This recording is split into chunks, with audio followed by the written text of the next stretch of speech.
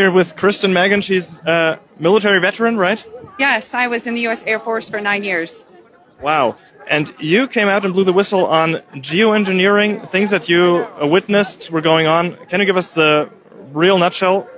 Absolutely. Basically, I had heard of what many people know as the term chemtrails. And I worked in a job called bioenvironmental engineering, and I thought that was insane. And why would we do something like that? Modify the weather by using hazardous materials in our atmosphere? So, and actually the process of trying to debunk it or disprove it, I realized it was actually coming right out of my office, as I was one of the people that was approving the chemicals. And it really shook the core of my oath. And I did a lot of sampling, a lot of investigation, and I blew the whistle and I got out. And I've now used my credentials, my oath, and my powers for good to help people understand it's very real.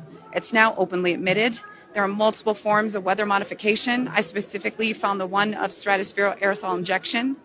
And collectively around the globe, we have to understand that it is now being admitted because they're saying it's combating climate change.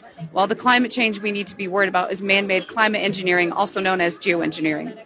And when you say you had chemicals being pumped into the air, what kind of chemicals are they putting out that rain down on humanity, basically? Nanoparticulate metals, like you had different sulfates and barium and strontium. I know it's probably changed over time. I know they use silver iodide for certain things, but these are the odd part of it was the quantities that I saw them coming in, the form that they were coming in, and it's the same type of materials that I was trying to engineer out of the workplace to substitute with safer materials.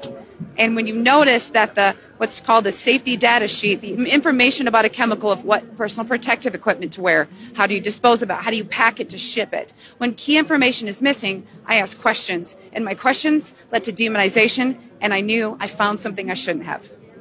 That's insane. So these metals are basically toxic for the humans, I would presume, or? Yes, because it also has aluminum, and a lot of people will tell you, well, these things aren't horrible in small quantities.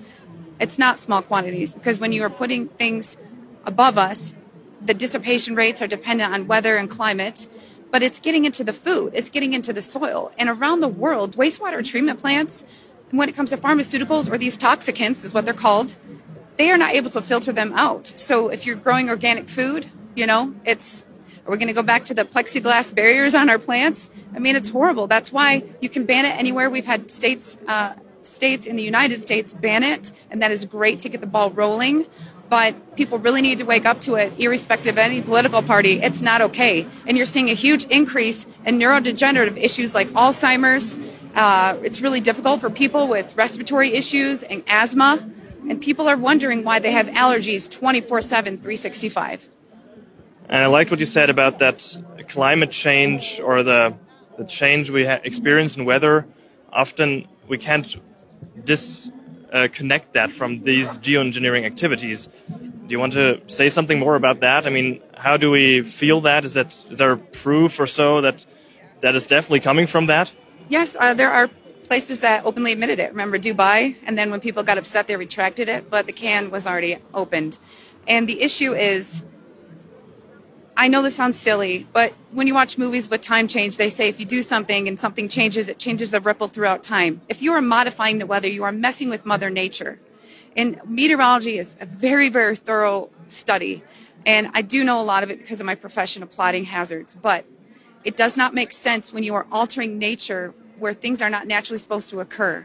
We had massive flooding in California, and we have a system called HARP that is in the United States. And the same people who demonized me 5-10 years ago are now going, wow, because they're finding it's openly admitted in all of our U.S. documents. The U.S. is absolutely not the only country doing it. Wow, that's crazy. Well, thank you very much for coming out on that and letting humanity know what's going on. Thank you so much, Megan. Thank you.